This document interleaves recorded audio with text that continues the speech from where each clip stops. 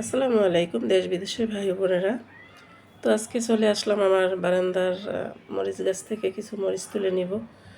তো এই গাছ থেকে আমি আরও কয়েকবার মরিচ তুলে খেয়েছি। আজকে আবার শাক রান্না করব ভাবলাম, ঘরে যেহেতু মরিচ নেই তো গাছ থেকে কয়েকটা মরিচ তুলে নিই। তো এই তো দেখেন কাঁচা মরিচ গাছে আমার মরিচ হয়েছে। এগুলো আসলে দেশি মরিচ, আমরা বাজার থেকে যে মরিচ কিনে খাই সেই মরিচগুলো একটি গাছ আমি লাগাইছিলাম বারান্দায়। তো আলহামদুলিল্লাহ ভালোই মরিচ হয়েছে, অনেক দিন খাইলাম। তো মরিচ নিয়ে আমি রান্নাঘরে চলে আসছি, মরিচ ধুয়ে কেটে নিয়েছি। এখন আমি চুলা ধরিয়ে নিলাম, চুলায় একটি কড়াই বসিয়ে দিলাম। এরপরে আমি লাউ শাক কেটে ধুয়ে রেখেছিলাম, সেই শাকগুলো এভাবে কড়াইয়ের ভিতরে দিয়ে দিলাম। বন্ধুরা দেখুন,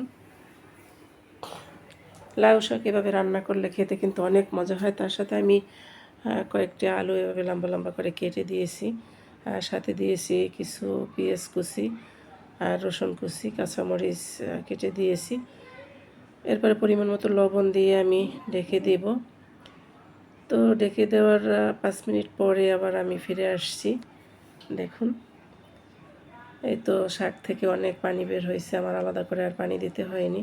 তো এখন ভালোভাবে নেড়েছে শাক আবার ঢাকনা দিয়ে ঢেকে দেব। বন্ধুরা, তো আসলে অনেক দিন পর্যন্ত আমি ভিডিও ছাড়তে পারি না, যে কোনো সমস্যার কারণেই আমার ভিডিও আপলোড দেওয়া হয় না। রোজাগুলো যে কিভাবে কাটলো সেটা আমি আসলে নিজেই বলতে পারবো না।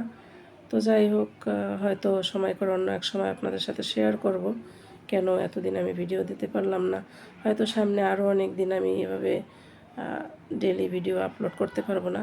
তো শাকের পানি একদম এভাবে শুকিয়ে গিয়েছে। এখন আমি এই যে ডাইল ঘুটুনি দিয়ে এভাবে একটু শাকগুলো ছেঁচে নরম করে নিলাম। এরপরে তেলে বাগার দিব। বন্ধুরা, তো দেখুন শাক এবং আলু একদম মিলে গেছে।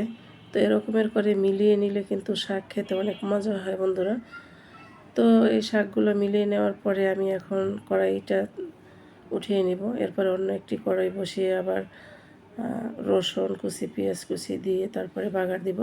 তো প্রথমে পেঁয়াজ কুচি দিয়ে দিলাম, এরপরে দিয়ে দিলাম রসুন কুচি।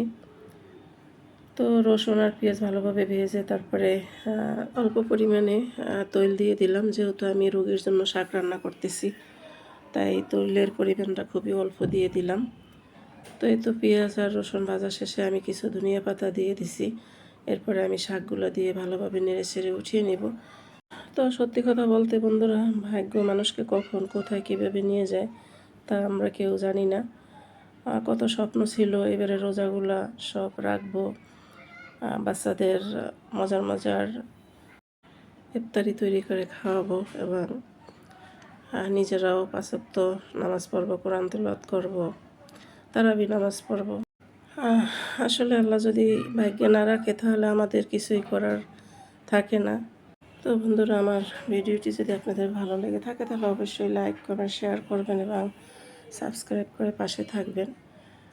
আর কে কোন জেলা থেকে আমার ভিডিওটি দেখছেন অবশ্যই কমেন্টস করে বলবেন, যাতে পরবর্তীতে আপনাদেরকে ধন্যবাদ জানাতে পারি। আবার কথা হবে অন্য কোনো ভিডিওতে। সবাই ভালো থাকবেন। আল্লাহ হাফেজ।